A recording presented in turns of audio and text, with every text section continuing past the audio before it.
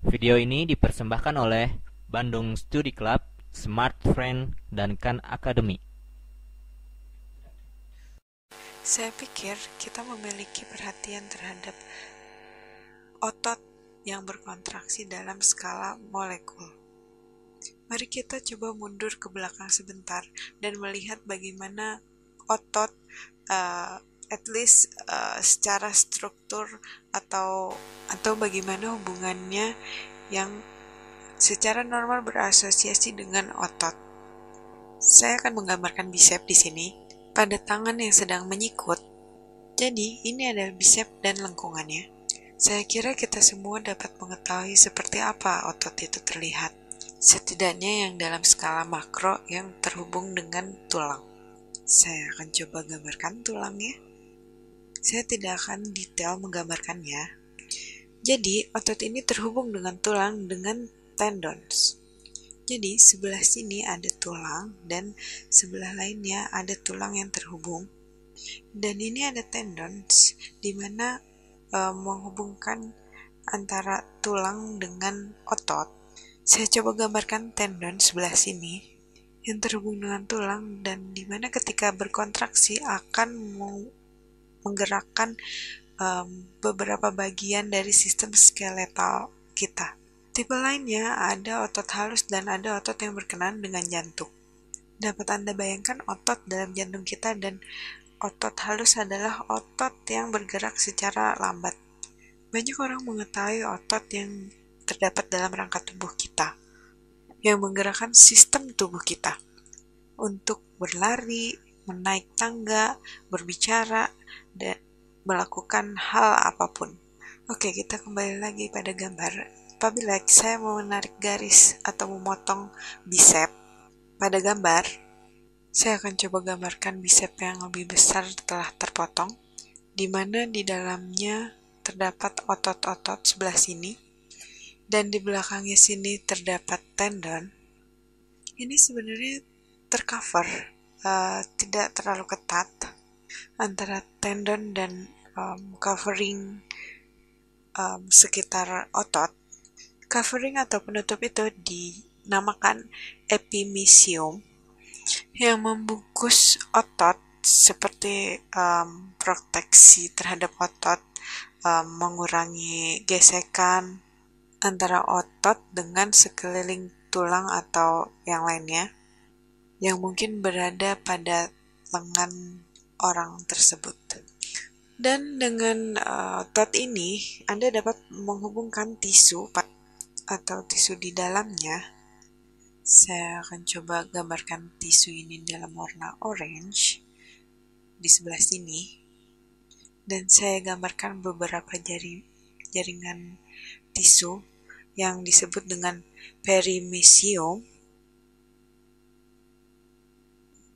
Sebelah sini saya coba tuliskan perimysium dan saya coba membagi-bagi perimysium ini menjadi beberapa bagian dan kita akan coba mengeluarkannya. Mungkin jika kita mengeluarkannya seperti ini, Anda dapat melihat lebih jelas.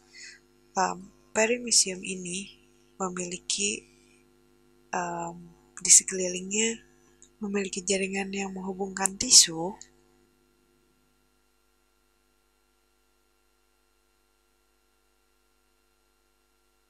Anda memiliki lebih dari satu dan Anda memiliki kapilaris beberapa bagian karena Anda memiliki darah dan neuronal. Sinyal pada otot Anda untuk masuk tidak hanya menghubungkan tisu tetapi dapat masuk ke dalam otot Anda, bisa juga disebut subfibers atau urat yang sangat besar dalam otot. Ini dinamakan vesicle. Ya, di sini vesicle dan connective tissue atau penghubung tisu di dalam vesicle ini dinamakan endomysium. Saya akan gambarkan endomysium di sebelah sini. Jadi sekali lagi, banyak dari penghubung tisu memiliki kapilaris dan memiliki urat syaraf di dalamnya, dan semuanya ini memiliki kontak dengan sel-sel otot, di mana di bagian dalam dari single otot. Jadi saya akan menggambarkan endomesium di sini, dan di bagian-bagian ini adalah sel otot yang sebenarnya. Saya dapat mengeluarkan sedikit sel otot yang sebenarnya ini, saya keluarkan sedikit. Ya, seperti ini. So, ini adalah muscle cell atau sel otot. Dari sel otot ini kita harus mengetahui bagaimana semua miosin dan actin filaments terdapat dalam sel otot tersebut. Jadi di sebelah sini ini adalah otot sel atau sel otot atau myofiber. Myofiber ini berasal dari dua pengertian, yaitu myo adalah muscle atau otot, dan sarko yang berarti flesh, atau Anda bisa berpikir tentang sarkofagus atau darah daging. Jadi sarko adalah flesh, jadi muscle merupakan flesh juga, jadi serabut-serabutnya dinyatakan myofiber. Jadi sel otot yang sebenarnya dinamakan dengan myofiber. Ini dikatakan dengan fiber karena lebih panjang daripada lebarnya dan terdiri dari bervariasi fiber atau serat. Saya akan coba gambarkan muscle cell yaitu myofiber seperti ini. Jadi ini merupakan myofiber saya. Sel ini cukup panjang dibandingkan dengan standar sel lainnya, yaitu sekitar beberapa sentimeter. Untuk sel beberapa sentimeter ini merupakan sel yang cukup panjang.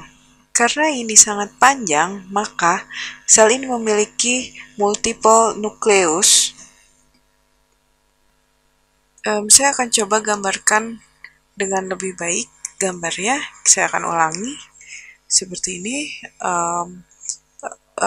sel ini memiliki benjolan di luar membrannya, di mana nukleus dapat sesuai pada myofiber ini. Jika Anda dapat bayangkan apabila membran ini transparan, maka kita dapat melihat nukleus sebelah sini dan nukleus lainnya sebelah sini. Nukleus yang lainnya lagi ada di sebelah sini, kemudian satu lagi di sini. Yang saya pernah dengar bahwa terdapat 30 nukleus dalam setiap 30 mm muscle cell. Maksud saya muscle tissue. Nukleus berada tepat di bawah membran dari sel otot.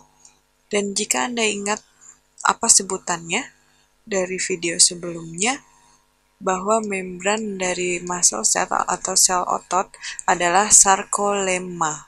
Kita tulis di sini sarkolemma seperti ini. Dan untuk yang berwarna kuning ini kita tulis di sini nukleosis. Dan apabila kita coba potong sel otot ini, maka penampangnya akan terlihat tabung-tabung yang di dalamnya terlihat seperti gambar bulat-bulat kuning seperti ini, dan dinamakan dengan myofibrils. Saya akan coba tarik keluar satu buah tabung, dan inilah yang dinamakan myofibril. Dan jika Anda lihat dari mikroskop, Anda akan melihat pola seperti ini, pola-pola seperti ini, dan di dalam myofibrils ini kita akan menemukan myosin kita dan actin filament. Mari kita zoom in, perbesar pada myofibril ini. Kita perbesar sampai kita dapat level molekular. Kita ketahui sebelumnya bahwa otot mempunyai sel otot, kemudian sel otot mempunyai myofiber, dan myofiber ini mempunyai myofibril. Maka kita gambarkan myofibril seperti ini. dengan garis. Dan myofibril ini mempunyai pita-pita atau garis-garis seperti ini. Kita gambarkan seperti ini bentuknya. Seperti ini, seperti ini. Ya, dan Anda mungkin mempunyai pita yang lebih besar seperti ini. Kita gambarkan di sini. Dan ada garis sebagai pembatasnya, kemudian kita gambarkan band yang lebih tebal lagi, dan pola ini berulang ke depannya. Jadi, setiap pengulangan ini dinamakan sarkomer. Ini adalah sarkomer. Dan satu sarkomer ini berawal dari Z-line yang garis ini sampai ke Z-line berikutnya. Oke, mungkin Anda berpikir apa hubungannya sarkomer ini dengan miosin dan aktin dalam detik.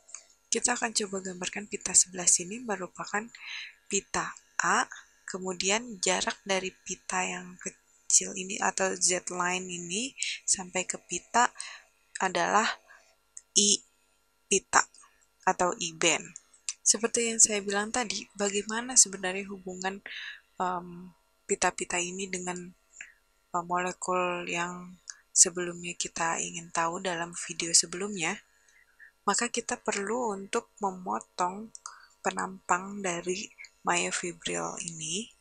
Kita harus lihat dalamnya seperti apa. Maka Anda akan melihat potongan seperti ini. Ini akan menjadi Z, garis Z Anda.